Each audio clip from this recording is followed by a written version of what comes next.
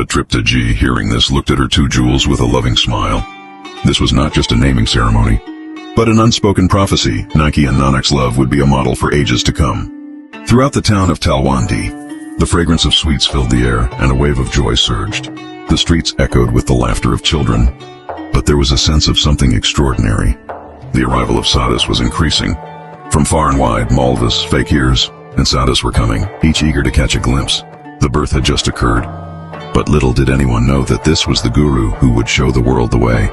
Call Babara tyrant, embrace Bhai Lalo, and eradicate the termite of caste discrimination that was hollowing out the entire land of Hindustan. Who knew that his light would even bring the people of Mecca closer to the truth? Do you hear that? Yes, I'm talking to you. Are you listening? What is Mehta Ji telling the Pandits? He has invited the entire village to his home and is distributing sweets to share in the joy of his son's birth. A crowd of Pandits and sadhus is gathered. Mehta Ji asked the Pandits to prepare Nanak's birth horoscope and inquired, "What kind of thoughts will my son have? Will he carry forward the name and business of the Mehta family?" The Pandits consulted with each other for some time, calculated in their books, but even they couldn't fathom who this child really was. After some time, when Mehta Ji asked again, "Pandit Ji, why are you so serious? What happened? Tell me, what does my son Nanak's horoscope say?" At this, the Pandits gathered courage and said, "Mehta Kalu Ji, your son's planetary position is unlike any ordinary child's. Such planetary configurations are seen in great incarnations or individuals known by a different name in the world, and from childhood his inclination will be towards devotion, which the world will never be able to change." Mehta Ji listened with great seriousness, and a worry began to grow in his heart. While a wave of excitement and joy spread throughout the neighboring villages, there was an uproar in Talwandi, with the people saying Nanak was no ordinary child, but an incarnation, the deity of gods. Now Guruji started taking a few steps. When he placed his right foot on the ground, it seemed as though the earth of Talwandi tilted to the right, and when he placed his left foot, the earth tilted to the left. Now Naki's Nanak had started walking. His father watched this with joy. When Nanak turned 5, Mehta Kalu Ji began to contemplate his education. Let's see what conversation is happening between Mehta Kalu Ji and Mata Tripta Ji. Mehta Kalu Ji: Tripta, Nanak is now 5 years old. It is time for his education. I am thinking of sending him to a Malvi or a Pandit. Mata Tripta Ji, smiling gently: Of course, dear. But have you noticed? Nanak is not like other children. He shows little interest in play and seems to be lost in deep thoughts. Mehta Kalu Ji, sighing deeply: Yes, that's what worries me.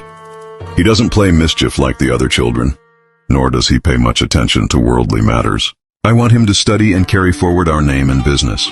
Mata Tripta Ji: Whatever is to happen, time will tell.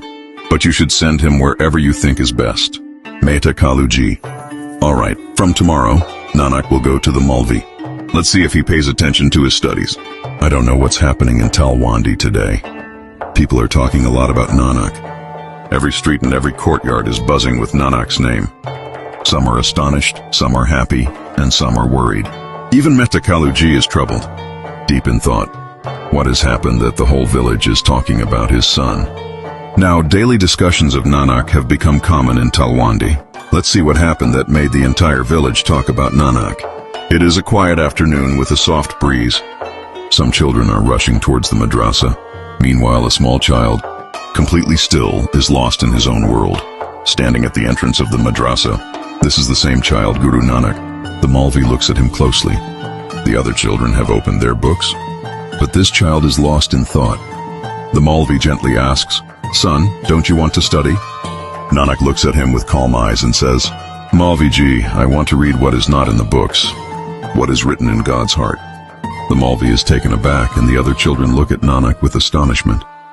The Malvi says, "Son, to know about God, knowledge is necessary, and knowledge comes from books." Nanak smiles faintly and replies, "Malvi Ji, if God were in the books, everyone would know him just by reading them. But God resides in the heart filled with truth and love. Can you teach me that?" The Malvi is left speechless. Seeing this, Mehta Ji decided to meet Rai Bular Ji and discuss matters with him. Rai Bular Ji is a prominent landlord and ruler of Talwandi, associated with the Muslim community. Indeed, this is a matter worth contemplating, even at the age of just 5. Guru Nanak Ji was under the pressure of societal and family expectations, but his thinking was always independent and profound. He questioned everything, using reason and truth as his basis.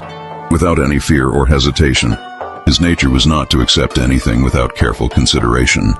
He examined everything with his inner self and conscience. This is why both Maulvis and Pandits were often taken aback by his questions. Guru Nanak Ji's questions were not for rebellion or insult, but for the search for truth, a truth that transcended books, rituals, and traditions. This very trait set him apart from ordinary children and would later establish him as the great Guru who would deliver the message of one God to the world. Let us see what happens when Mehta Kalu Ji meets Rai Bular Ji. We can listen to their conversation and see what Rai Bular Ji says. The rest of the story will continue in part 3. Third part coming soon.